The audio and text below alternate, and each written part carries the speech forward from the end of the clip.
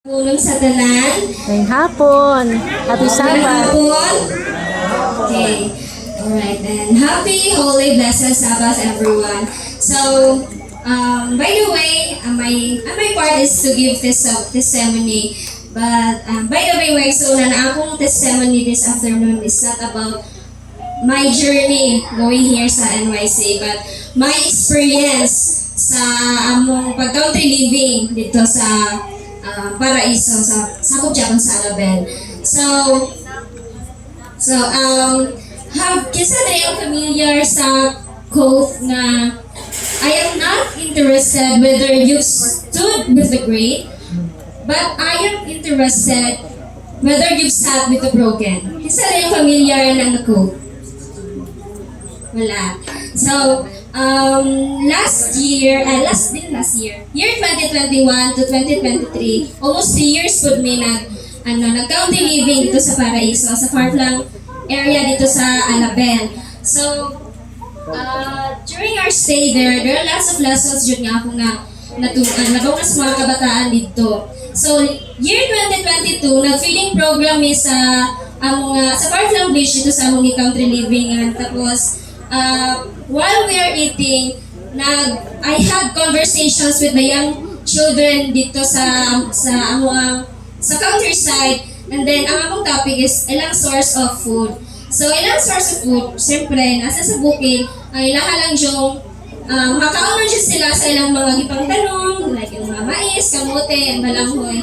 So during my stay there, I had conversations with them. Tapos nangutan ako na kung kuya, ate, kung dili pa yung ma-harvest ang inyong mga pagkaon, gusto po din yung makaon na sila. Pero ka ate no, kung wala may pagkaon, or wala may makuha ng isda sa sapa na sila, wala may makuha isda sa sapa, karing itulog na lang ng mga mong kagutom. So ano sila, they just let their hunger away.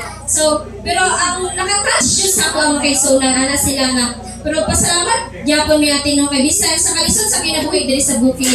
Pero wala siya nagkulang Ginoo sa mga nag-provide siya sa mga pagkaon sa mga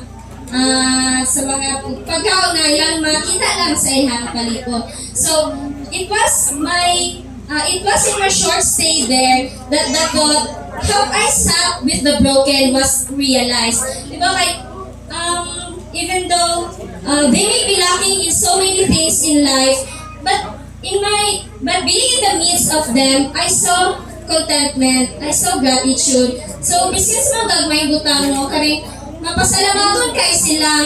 So, it was in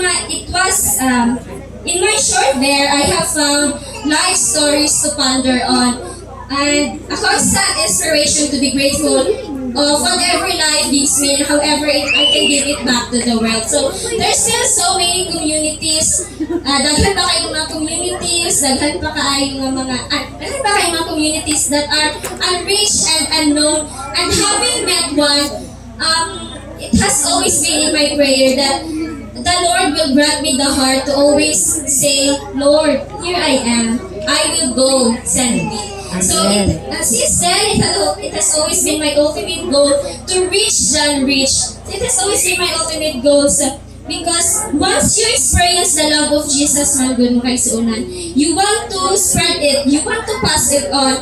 So, before, even up to now, my ultimate goal is to reach the unreached. So, ako lang yung pag-ampo sa matag adlaw.